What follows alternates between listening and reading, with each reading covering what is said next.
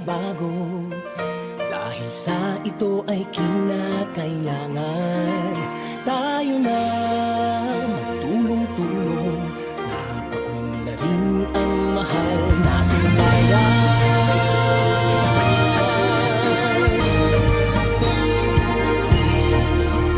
Panahon na magbabago, kahit ayos ang mga dapat ayusin.